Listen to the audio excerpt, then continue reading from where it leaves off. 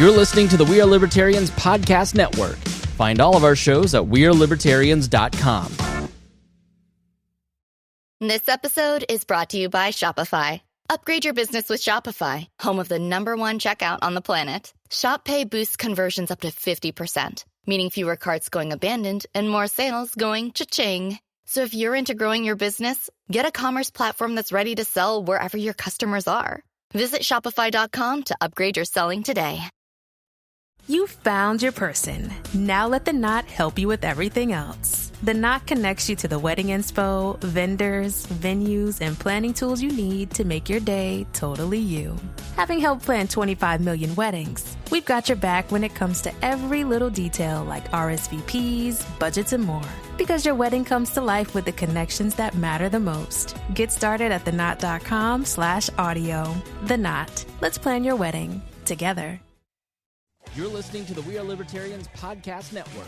Find all of our shows at wearelibertarians.com. Welcome to the Chris Spangle Show. My name is Chris Spangle, and I am so happy to get to talk to this guy. He's one of my favorite human beings. He's one of the most beloved libertarians. We're so fortunate to have had him run for vice president because everyone got to know the sparkling personality and the memed face of Spike Cohen. How are you, Spike? I'm doing well. My face has seen better days. It is. I'm not sure why my face is so memeable and why it gets put on everything. I'm told that this is how I end up in the White House. And I don't. At this point, I'm just letting the kids do what they do. But thank you so much for having me on. Absolutely. The We Are Libertarians podcast network was built on the back of co-host memeing this face. So you know, Chrissy Wickers is doing you a favor because if Orange Man Bad or Orange Man Good can meme his way to the White House, why not Spike Cohen?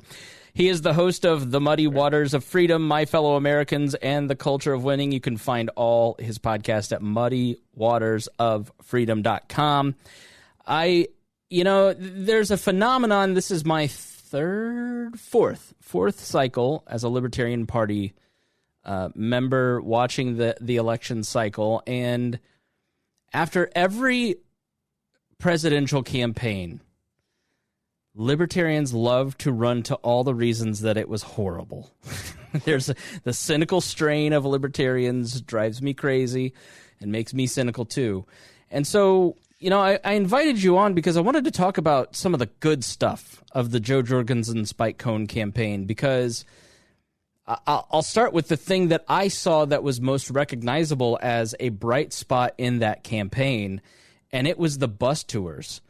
You know, we had begged Russ Verney and the Bob Barr folks to come to Indiana, and it just didn't fit their strategy. Both campaigns with Gary Johnson, they came to Indiana a couple times, but you know, it just didn't fit their strategy. I saw Joe and Spike and their bus in Indiana, I don't even know how many times. I lost count. Yeah. There were so many times. And I know that you guys did that in so many other states. And that was incredibly helpful in getting media. You guys got more media than normal. Can you talk about the bus tour, why that was started, and what did you see in that tour? So the bus tour was born of the idea that libertarians often run a strategy, an election strategy at the top of the ticket, where they go to a handful of cities, usually major metro areas. They do whatever beltway media or major media they can do. They ignore the usual path that candidates for office take, especially on a national scale, of going around the country. Some of it's because of cost, but some of it's because of just, and I guess it's a resource allocation thing, but some of it's just a predisposition towards spending that money on big national stuff. And then we still get low single digits. So what was the point? What we recognized very early on was that our likelihood of winning was essentially nil. We were really the top of the ticket, the top of the ballot for libertarians, at least for now, is to spread a message of liberty and to try to get as much attention as possible. But we can also focus that attention on people who are likely to win their races in local and regional races. And the best way we can do that is to go around the country and get that local and regional media, because even though national media largely ignored us until the last couple of weeks of the election, the local and regional media is starved for something to talk about. So they'd be more than happy to interview you or come out to your event or whatever else. And in doing that, then we can showcase all of the down ballot candidates who come out to also speak and to also give their thoughts and everything else. We can help raise money for local candidates and all of that stuff. So that's what that came from. And a bus tour was a way of really, I honestly, when I first heard bus tour, I'm like, we're going to drive on a bus. Wouldn't it be easier to fly around? But I didn't realize, and I did very early on to the bus tour, when people see that big blue bus show up and it's got, Jorgensen, Cohen on it, or in the future, whatever the next candidate is on it, they can take the pictures by the bus, and they can take bus selfies, and they can, promote it on social media and say, hey, look, the bus is coming. It actually does get more media attention. It's different than just someone flying in and taking a cab to the event.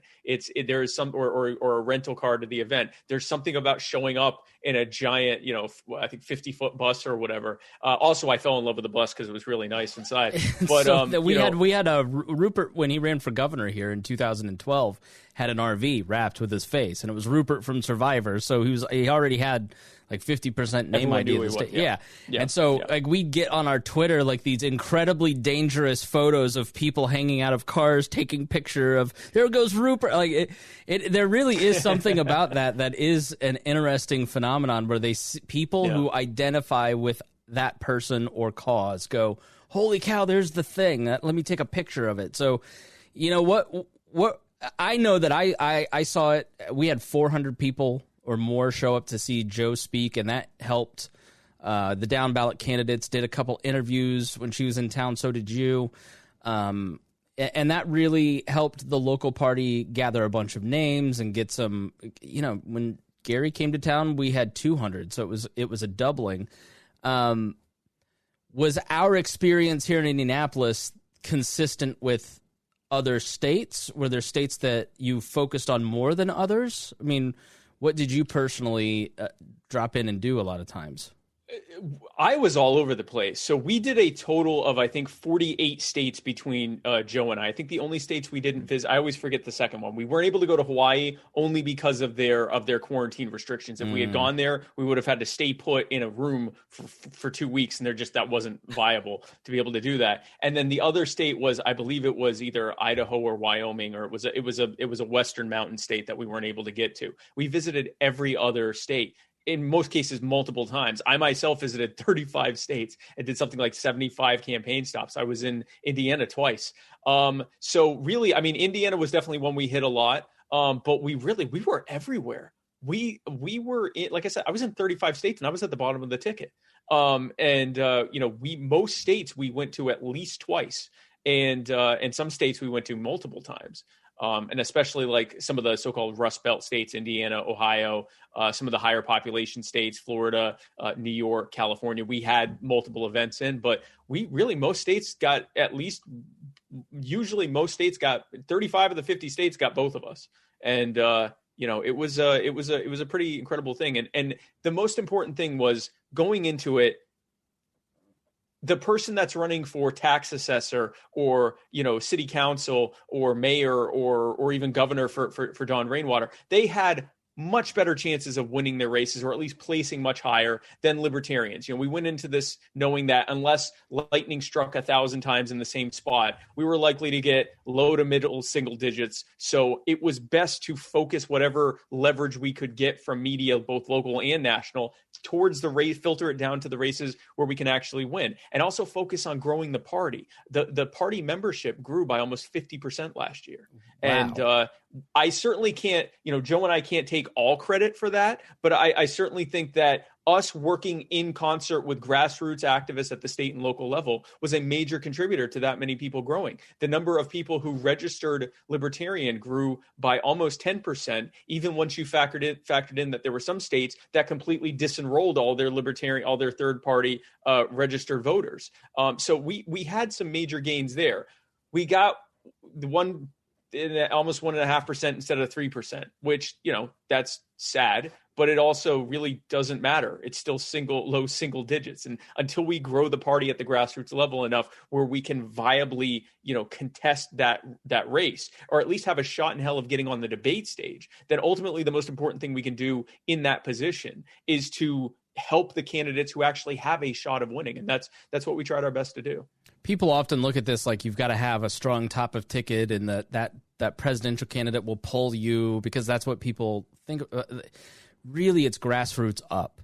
In my experience, what I've seen in the Libertarian Party and other, here in Indiana, we have a lot of affiliated counties. We have even more thanks to Don Rainwater. There's upwards of 50 new county parties in a yep. state of 92. I mean, so they have now, because they have over 50 county party that are affiliated, the opportunity to recruit so many more candidates exponentially increases. Exactly. Now that came on the back of a gubernatorial candidate, but it really happened because there were several dozens of longtime party activists that were ready to turn those people into new party activists. I mean, and one of my favorite things when I was executive director was driving to a new county party to talk to people, because I just like to go out and talk to new libertarians, people that were interested. Right. Like when you were out traveling these states and just talking to people, what was the kind of the themes that jumped out to you as you talked to new libertarians at these events? New libertarians usually were the ones who were the most disgusted with the way things were going and who were the most angry at, the fact that most people think that the answer is, or most voters think that the answer is either Donald Trump or Joe Biden or, Republican or Democrat.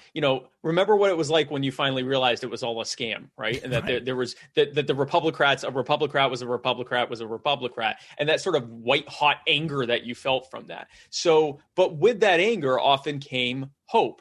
And a thought that, well, if they're the scam, we just have to let people know that they're the scam, and then we can go in and replace them and do all the things that we want to do. And so, the other thing that I saw a lot was we intentionally I don't know as much with Joe's because we weren't as involved with Joe's marketing for her events, but in our events, we did everything we could to try to bring in people who weren't already libertarian. We would have local people go and talk with, interest groups that were, local activist groups and things like that. Even just local community engagement groups that weren't libertarian. They may agree with us on some stuff, but they weren't libertarian. We'd also try to pick areas because we had to do it outside anyway because of COVID and the lockdowns in some states. We would try to do it in a heavily residential area. So like a park next to a major neighborhood or something like that. And if at all possible, we try to pick like the most marginalized area in an area, instead of going into the ritzy area part of town. If it's possible to do it at a park where it's more surrounded by like low income housing and housing projects. And this was intentional. I wanted people to come out who are the most acutely affected by government and its excesses and abuses, and who are, in my experience, the most receptive to hearing a message that what they already know to be true. No one who is in office is going to give you anything you want. They're just going to keep making your lives harder. And so what was cool was I invited Q&A. I would usually, at my events, the down ballot candidates or whoever came out to open for me, they'd give speeches a few minutes long. Then I'd come out and give like a 5-10 minute speech. And then I'd spend like an hour to an hour and a half on Q&A. I try to answer at least like 10-15 questions if I could. And the reason for that was because A, I wanted to show that we actually have answers for things. And B, I wanted to engage the people who showed up, said, wow, that speech sounded good, but what do you think about this? Because if I show up and give a great speech and then I get on the bus and you never hear from me again, I've lost you. Not only you're not going to vote for me, you're not going to join the party, you're not going to get involved at the state level or the local level. And that was my main thing. I want you to vote for me, but more importantly, I want you to join the party. I want you to engage with other libertarians here. I want you to see that we have answers. And so that's why I focused on that. So what I saw overall was people who, they're feeling it as bad as anyone else. In some cases, they were feeling it the worst of anyone here. The lockdowns, the pandemic itself, just the skyrocketing cost of living, being victimized by the war on drugs, occupational licensing, all the things that we often don't think about when we think about, abuse by government. We think of the Fed or taxes or the wars or something, but we don't think about the fact that if you don't make more than a certain amount per year, you can't legally operate a business because you can't afford to start one. And that was what I heard about more than anything on the trail. Really? So that was my next question is, what were the top issues? Like, I suspect lockdowns may have been up there, but like, what were the top things that people said, this is where government is hitting me the hardest? Lockdowns, healthcare specific to the pandemic, but honestly, a lot of times they'd say what I would say, which is we didn't need this pandemic to tell us that our healthcare system sucks. But yeah, the lockdowns, the pandemic itself, and healthcare questions related to that. Higher education was a big one. I had a lot of students come out asking, what are you going to do about these, loans, and what are you going to do about the cost of higher education? And then people who were just harmed by government in various ways. A lot of people with occupational licensing. That's something that libertarians talk about. We don't realize how big of a thing that is in lower income communities. And some of that is because a lot of us aren't lower income, or we're either working class, middle income, or we're, upper middle class. A lot of us, or not as many of us, are like poor. We might be lower middle income, but we're not like poor, where there's a lot of entrepreneurialism in those communities, but they can't get ahead because the police are there all the time and they're looking to see who's, being a plumber illegally or who's cutting hair illegally. And they use civil asset forfeiture, thanks to Joe Biden, to go in and take all their stuff. So that was a big one. People that had been victimized by the war on drugs was another huge one. People that would come to me with these terrible stories about how they, had a meth or heroin habit or something like that, usually because they got cut off from their legally prescribed pain pills after they hit a certain limit. So thanks to the war on drugs, they ended up a heroin addict or a meth addict or something like that. Then they start selling to be able to afford it. Then they end up in prison. Then they end up continuing to be addicted because you can still get it in prison. They come out with all this debt that they're sitting on. They, for all the fines that they weren't paying and all the interest that built up. So now they're sitting on a bigger debt than most people who have a mortgage. Their credit is ruined.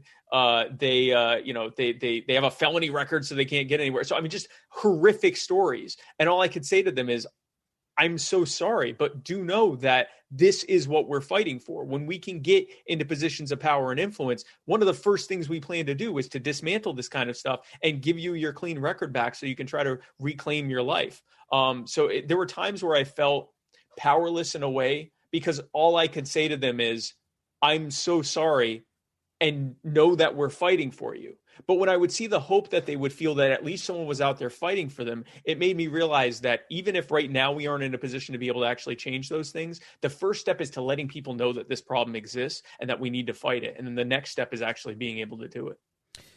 That's one of the things that I liked the most about your portion of the campaign that I saw you doing, going to BLM rallies, for instance. My experience with the Pat Down and the Pat Down audience, which is largely people of color, it's people who are on the left. It has changed me in a way where I realize now, like, the libertarianism that I've talked about forever, that right libertarianism in the Ron Paul vein. I'm not besmirching any of that, was very much intended for the birds of the same feather. And I had a particular blind spot. Especially in the way that we message it. Yeah. That's a big part of it because we're messaging to ourselves. Go ahead. Right. It is very selfish, And so, like, I watch Milton Friedman and I'm like, I love Milton Friedman because that speaks to me, right? Like, that speaks to the son of a small business owner who grew up in a high income household, like, white. What I was impressed with in your campaign was a template, and I see this in Justin Amash too, a template for libertarianism that doesn't have that same blind spot, that looks at marginalized communities, people of color, and says, we're with you too. We're not here to ignore you for our own sake. Was that an intentional thing, or is that just where your heart is? You go into a town and you're like, I want to go to the poor part and talk to different people. And what are your thoughts on how we message on a broader scale moving forward?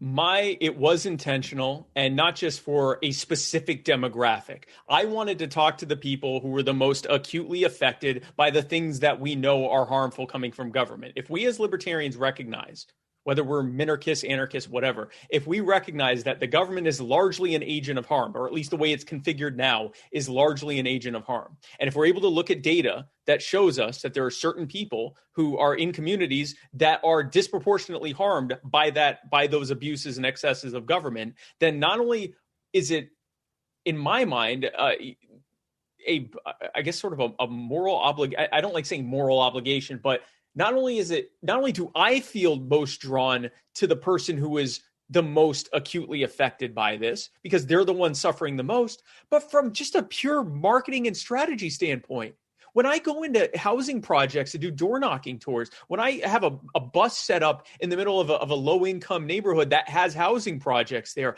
I don't have to convince them that big government is bad. They already know that. They may not call it big government, but they know that the status quo and how it is growing is hurting them. When I go into comfortable, middle-class, largely white communities, I have to spend time convincing them that things aren't doing that well often. Now, that's before the lockdowns. With the lockdowns, now everyone's feeling things in a much more acute way. Prior to that, you talk to the average person that is the demographic that often comes to libertarianism. You're having to spend a lot of your time having to convince them that there's a problem in the first place, right? But if I'm talking to someone who is, in some cases, has reached a point where they feel like their only option is to literally walk out into the street and express their anger and rage, then I already don't have to disabuse them of the notion that Joe Biden's going to fix anything for them. I already don't have to disabuse them of the notion that government is actually there to help them. All I can do is either engage them or continue to ignore them because they don't talk the way I do and express things the way I do, leaving them open to authoritarians who are more than happy to pander to them and more than happy to say, hey, you know what the problem is the wrong people are in charge. We're going to make this program even bigger so that you can be helped by it. If that's the only person talking to them, then what makes you think they're not going to continue voting that way, especially when the inertia was already there to begin with for them to vote that way in the first place? We absolutely have to do that. And the outreach, not just to marginalized communities, but across the board, here is the blueprint. Empathize with your audience. Understand where they're coming from. Demonstrate that you give a crap about them and build whatever rapport you can, primarily by asking them questions. When I did my Q&A, I would often start asking them questions because A, I'm finding out stuff about them, and B, they are subconsciously building a relationship with me, whether they like it or not, because we're actually having a conversation and their lizard brain is saying, this person wants to know what I think about stuff. From there, you relate back that you understand where they're coming from. Then you explain how we got here, what policies led to the problems that they just expressed, and then you can take them on the journey for how to fix it. But you can't do that without empathizing with them first. You can't do that. There's an old phrase in marketing. No one cares what you know until they know that you care. If I haven't shown this, poor black person, or it's not even poor, but if I haven't shown this person in front of me who has no idea who the hell I am, I came into their neighborhood with a bus and came out wearing a shiny suit and I start talking and a bunch of people are there cheering me on. If I don't demonstrate to that person that I give a crap about them, more likely than not, they're going to go, oh, it's just another politician. I don't care what they have to say. And they're going to shut down, and anything I have to say is going to, at best, they'll ignore it. At worst, they'll cherry pick the parts they don't like and use that to explain why they don't like me. You have to show that you care about them. I find this on both ends. I mean, we turn people off. Like when it comes to elites, like when I'm talking to local elites, and I'm talking about people that are incredibly wealthy with tremendous networks of power, they'll tune into a libertarian thing and just hear railing against the elites and populism, and they just kind of go, okay, well, they don't get it. And then on the other end, poor people will tune in and hear, well, they just want free stuff. Their welfare, that sort of attitude. And they're just a bunch of socialists. Right. Yeah. Right. And when in reality, it's like, Woody is a guy that I've known forever. His daughter died, but she sold 2 OxyContin pills, went to prison for 16 years, had a complicated blood disease. Listeners heard her story about 3 or 4 months ago.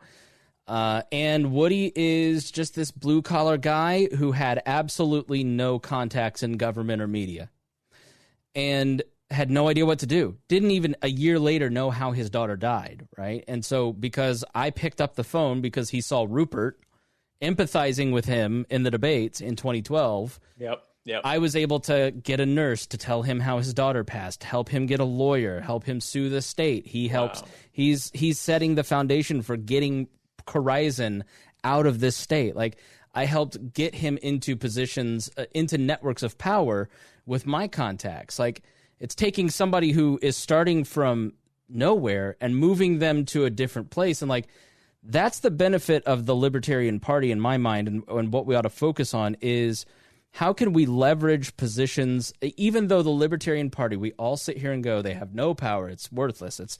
I've not seen that in Indiana. What I've seen is people like Mark Rutherford and Brad Klopfenstein and myself to some extent, Evan McMahon, like we have ingratiated ourselves and moved into these networks of power and then reach out to marginalized communities and help become a bridge.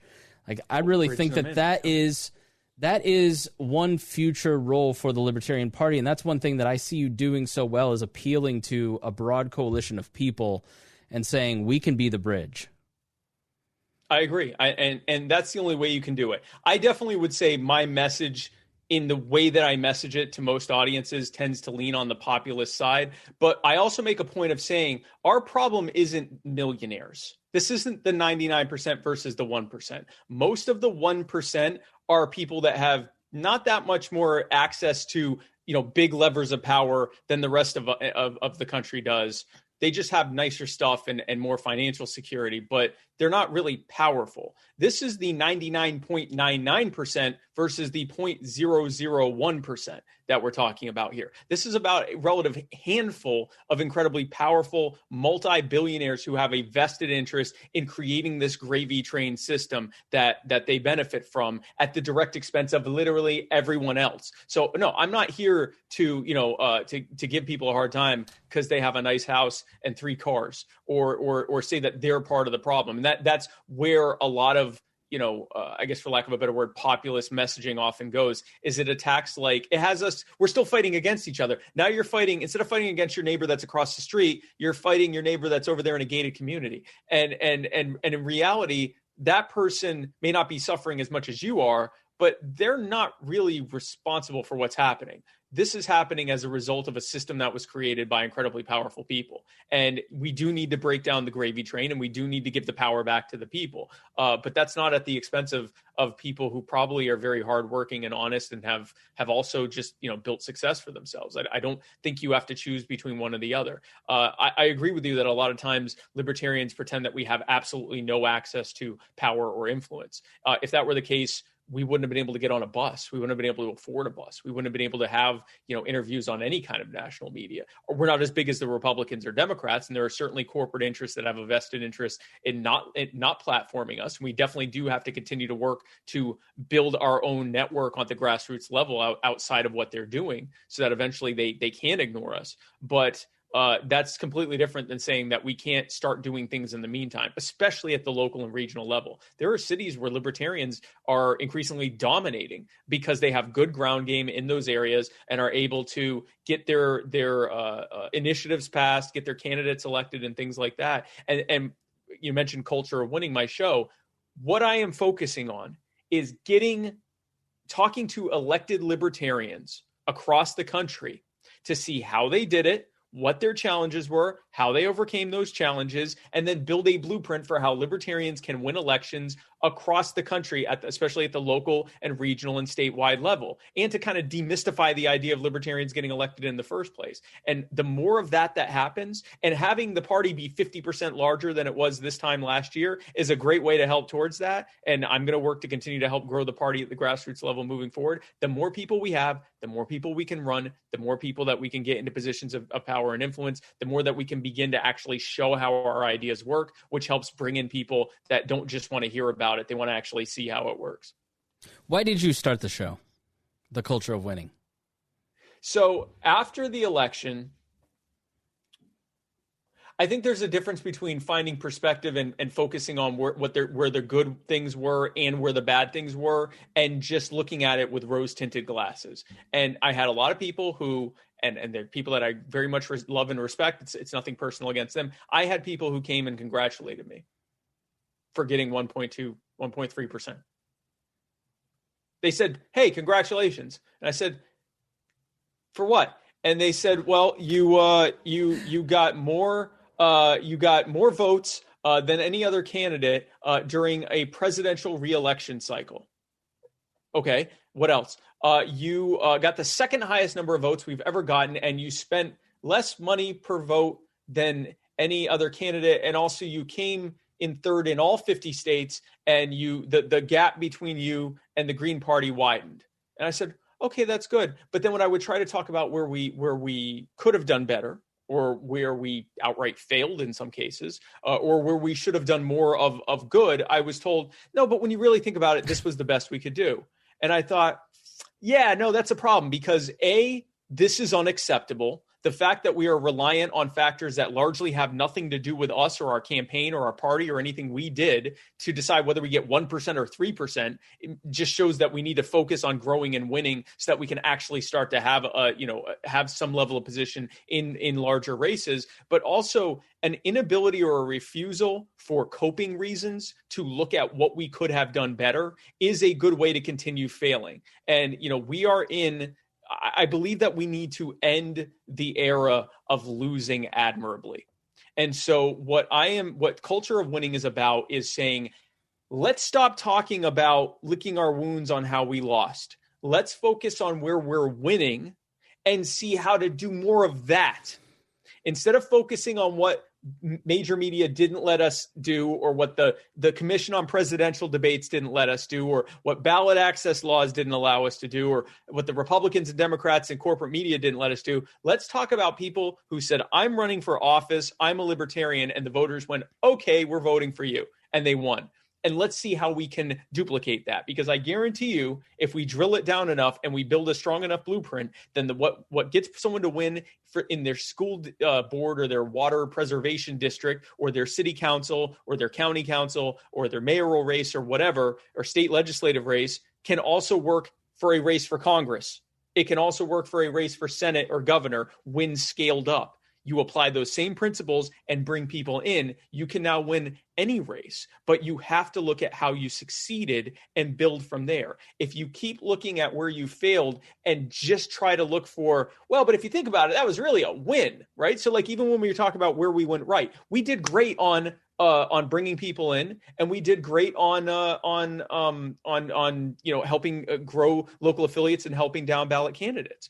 But the reality is, our messaging discipline could have been a lot better. We should have focused on 2 or 3 things and hammered those away all day long, instead of trying to run the full spectrum of libertarian ideas in a media environment where they weren't really paying much attention to us anyway. We didn't have time to say, hey, this is our big thing. This is what we're focusing on. That's a big change. Now, would we have won? No. Would we have gotten 5%? Probably not. But we might have gotten 2, might have gotten 2.5. Well, there would be some clarity. I mean, I do appreciate that walking away, and I've complimented you on this, because walking away from that campaign, you look back at Harry Brown's campaign, there's a wide variety of messaging that stands the test of time.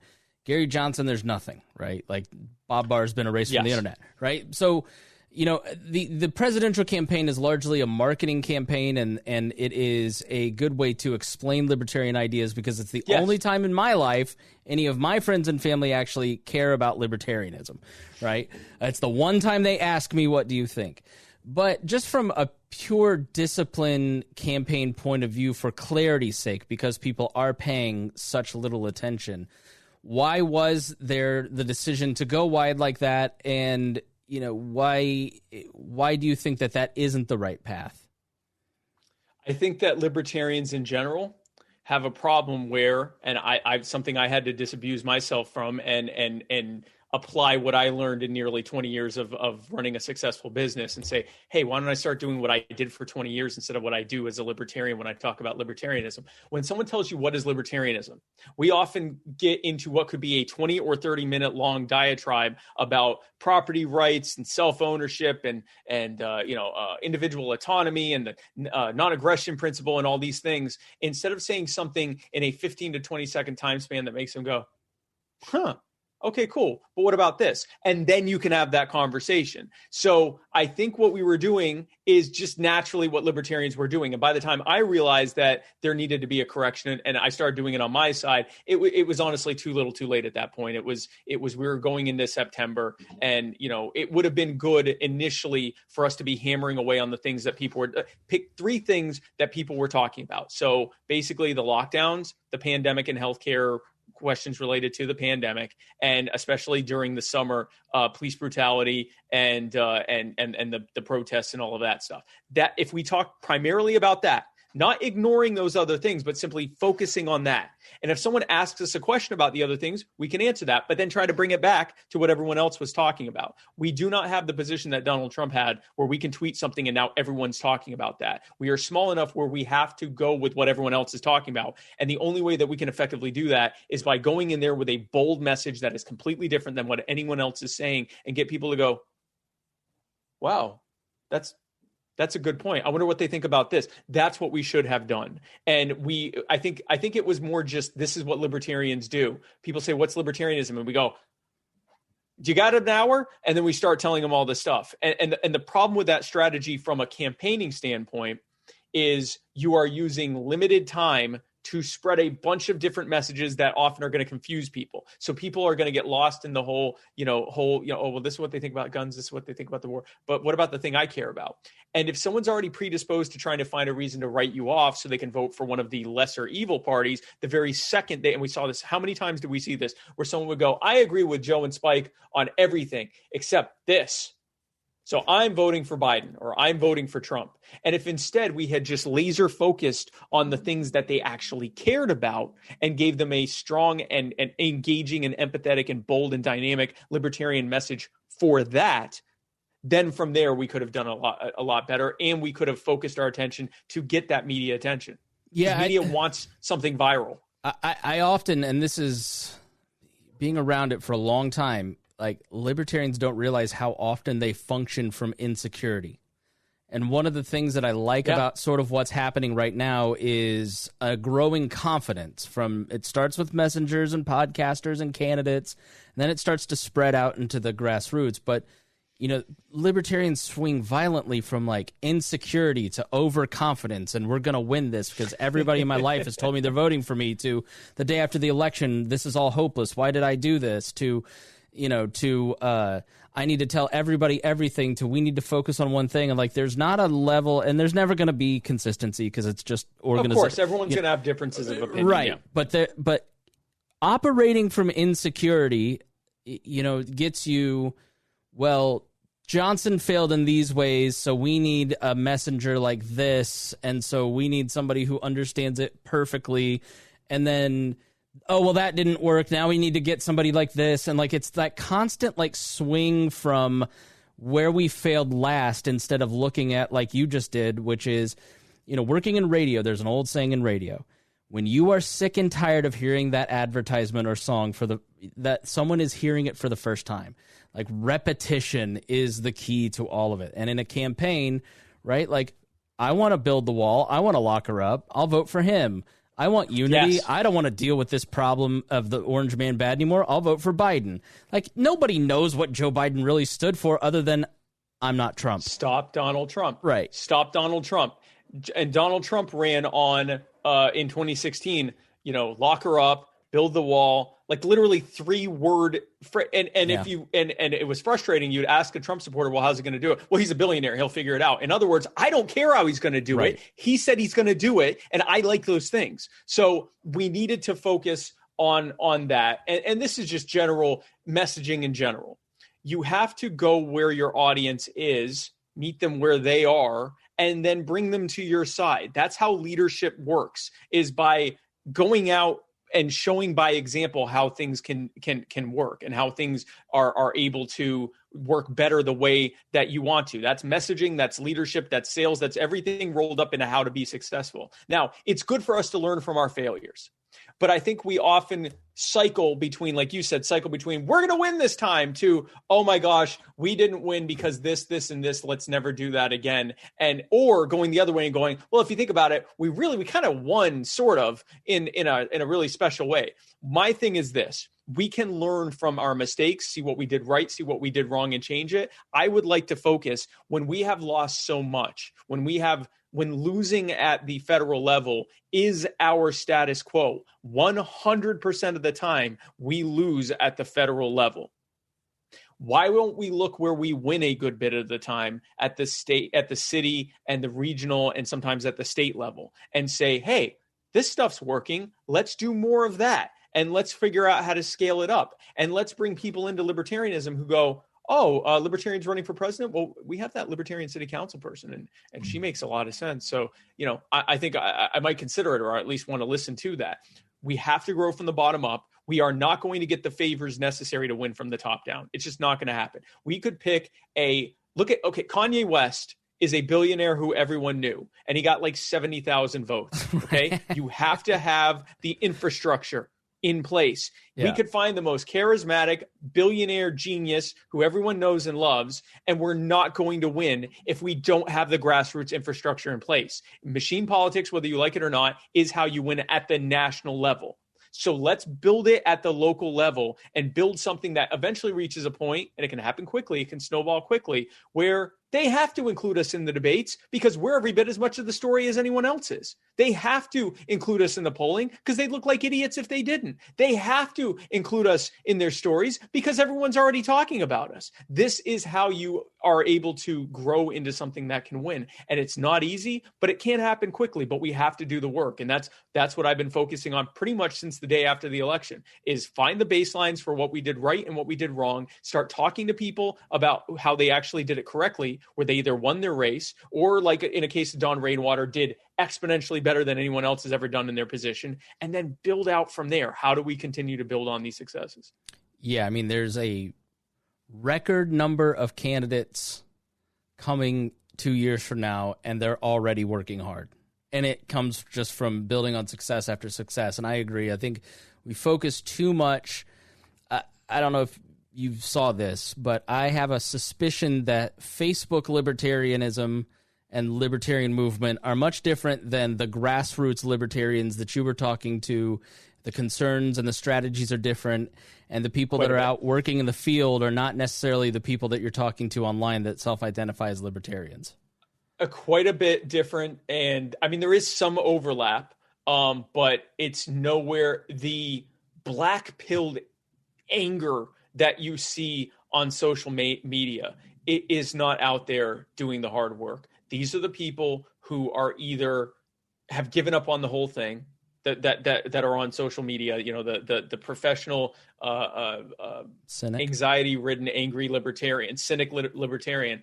They either have given up on the whole thing, or they're just looking to poo-poo it for everyone else and look for a reason to either vote Republican or just not vote at all, and to try to discourage other people from doing it. These are people that want to steal other people's joy and hope and try to waste their time arguing on the internet. It was very freeing during the campaign because I was very rarely on social media because I just didn't have time. I mean, I was doing 2 events a day, sometimes 2 states a day. So I had my social media team doing stuff. I would occasionally go on there and look at the comments and go, oh yeah, that's what the internet's like. And then I would go right back to I would go back to campaigning. And again, I wasn't in an echo chamber. I wasn't just around people that already agree with me. I was actively looking for people who had never heard of libertarianism. I was going into neighborhoods where they'd show up and be like, so are you going to give us free healthcare, or what's the story? And I love talking to them and giving them that answer. And they would often walk away saying, wow, yeah, no, that's great. I agree with that. Many of them signed up. I'd like to think that I made at least a little bit of a dent in that 50% increase just by what I did on the ground. It was such a stark difference between the I guess, black-pilled libertarians who just want to crap all over everything. Nothing good comes from that. They're not being constructive. They're just tearing stuff down because they themselves feel, and we have to empathize with them to an extent. They are angry. They are seeing everything fall apart around them. They are watching the vast majority of people cheer it on as it's happening.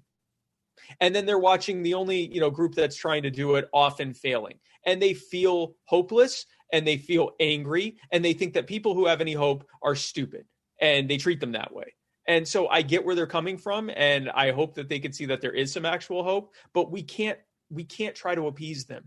There's not any pleasing them. They will maybe hopefully one day be happy when we succeed, but in the meantime, they're not going to be of any help. They just want to tell someone how much everything sucks. And that's not how we're going to be able to win and to grow. Yeah, well, one of my criticisms, I mean, we didn't even get to it, so we won't jump into it, but as a person that's fairly close to anarchism and anarcho-capitalism, I'm one private versus public court away from adopting what you believe.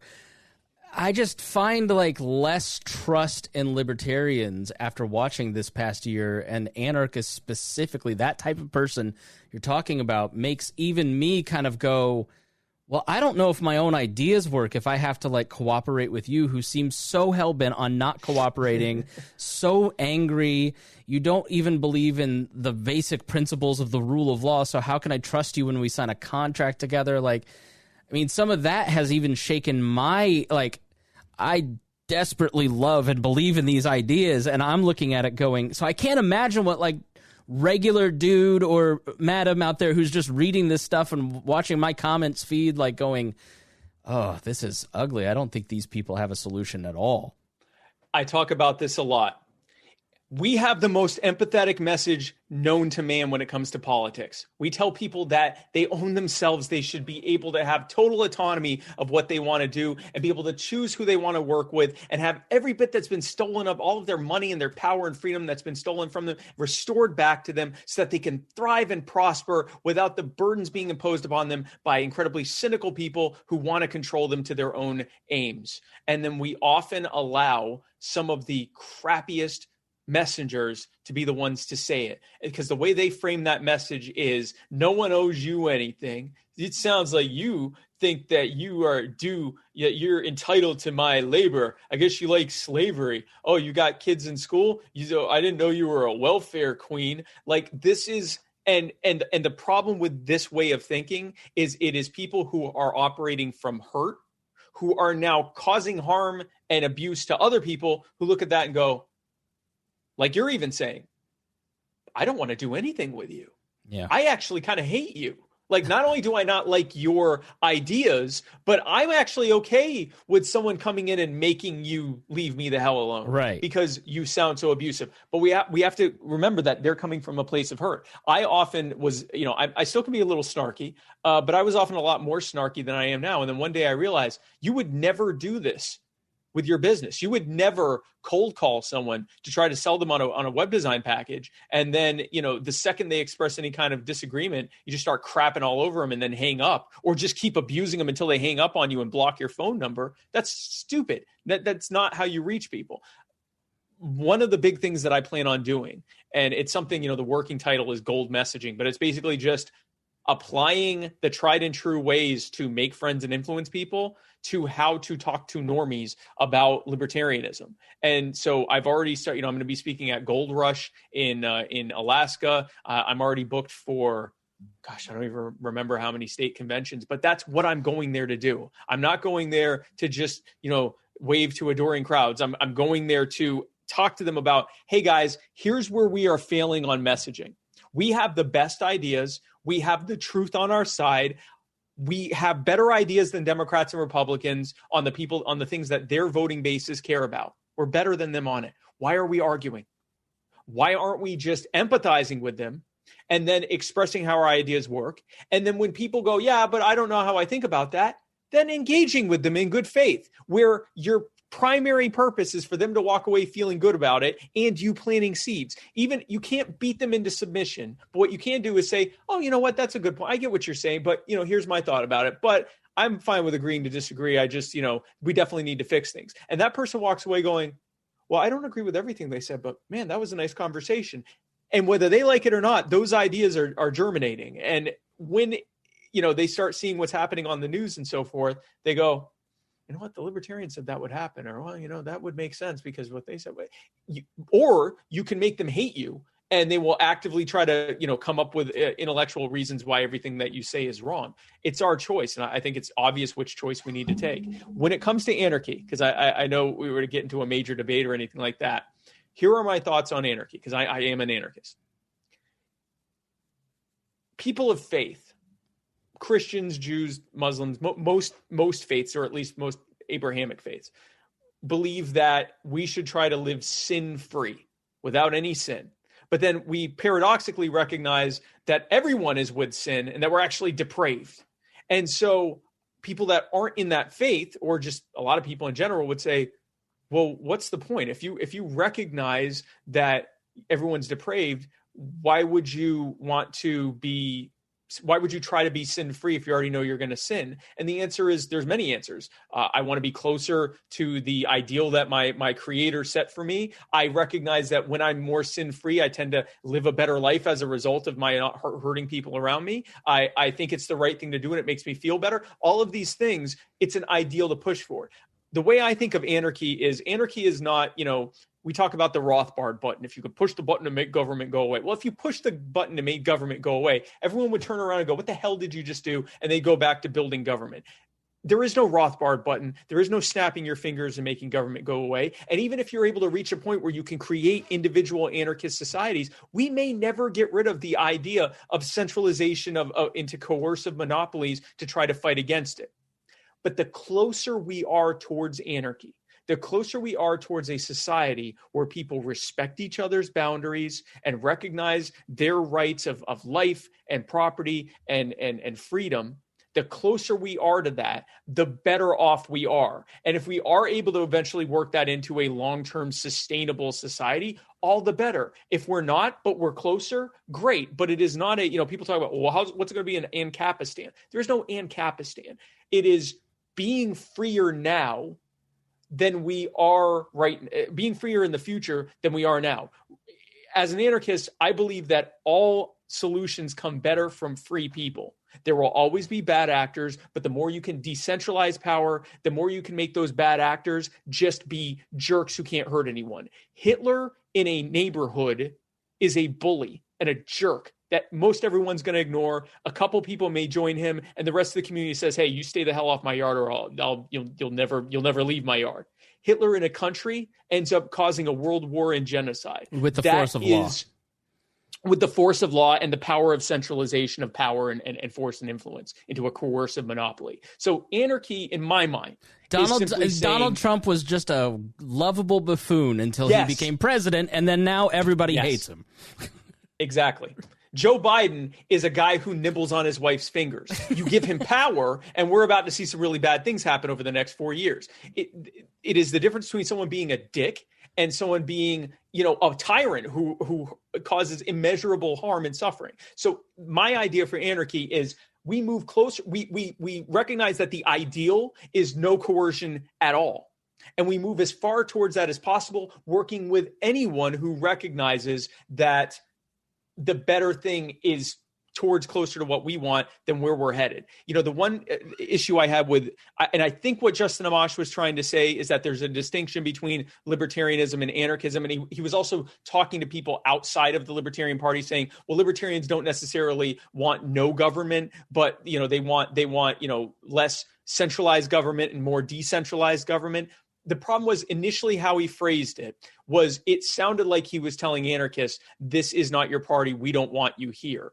We are in no position to tell anyone who wants us to work towards a better ideal than we have now that they're not welcome, especially when many of them, when that ideology was part of the foundation of the party. But I don't know if he meant it that way. He certainly seemed to have, changed how he was saying it. So I think he was not meaning to do erasure or a purging, but we need to make clear that anyone who wants to move in the opposite direction of where we're currently heading is, at least for now, our ally. And while we are working together and coalitioning and being in alliances, we can have those nice discussions that lead us to a greater understanding of where we all stand. And that's what my goal is. I am an anarchist who has absolutely no problem working with minarchists, constitutionalists, small government, Tea Party types, social justice progressives who want to scale back, the war on drugs and police brutality and things like that.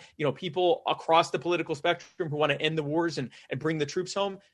We aren't going to agree on everything, but we recognize that something is wrong now, and we are not in a position to reject people who want to work with us. Yeah, I mean, I interpreted what he said as a definition. I mean, it was not intended. I mean, the guy's not going to immediately turn overnight and say only constitutionalists are allowed in the libertarian movement. That's not his style. That's not what he's talking about. But I will say, as a more minarchist libertarian that literally every day go read any of the comments on our social media or my social media, I'm sorry you had that experience for the first time.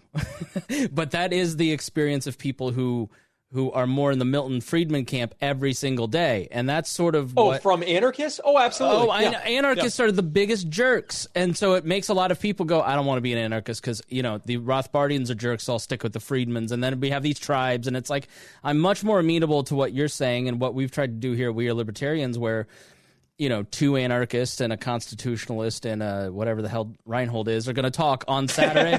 Democrat. Right. I'm going to have libertarian socialist Ryan Lindsay on later. And then I'm going to have, I'm having anarchist Spike Cohen on today. Like what we've tried to do at Wall is just say everybody's efforts are valuable and important. But yes. I would say to my anarchist friends, I didn't have a ton of sympathy for you, not you, Spike, but in general, if you're the type of person that doesn't want to work with people who want some government, you're not. It was sort of funny. It just sort of made me laugh. My anarchists who are watching this, okay, this is a man who just told you that he is like a couple conversations about, how private arbitration would work away from accepting anarchy. And the way that not all of you, many of you are engaging him and others like him, you are pushing them away. And it's coming from, I know it, it's coming from a place of anger. And behind that is from a place of hurt. You are watching terrible things happen, and you are watching people calling themselves calling themselves, fellow libertarians who are often proposing things that you find to be just an extension of that tyranny. If you do not engage with people outside of our thought bubbles, then you're never going to bring anyone else in, or you're never going to be able to actually build any coalitions to get anything accomplished, much less bring people in. Don't we want more anarchists? Don't we want more people who, even if they're not anarchists, go, I'd be fine with you having an anarchist society and I'll have my minarchist society over here. Don't you want to have something closer to what we have now? That only comes with coalitioning. I'm a big fan of agorism as one of many strategies, but agorism alone is not, if it was going to work, it would have already worked to dismantle things. We have to have a full spectrum, holistic approach to how we dismantle centralized power. And that's going to come with building coalitions and alliances with people that we don't fully agree with and being kind to them. Yeah, or else I'll meme you. All right, Spike, you've been more than generous with your time, and I thank you so much. They'll meme you anyway. That's a lie. They'll meme you anyway. They're memeing me, and I'm nice to everyone. I love you, Spike, and I just think the world of you, and I'm really, thank you, man. You know what? Congratulations on this last election. Thanks so much. Thank you. Thanks so much for being here. Thank you. I'd like to thank everyone who helped. Make sure you check out muddiedwatersoffreedom.com for Muddy Waters of Freedom, My Fellow Americans, and the Culture of Winning podcasts. It's always a pleasure, and thanks, Spike, and we will talk to you all again next week.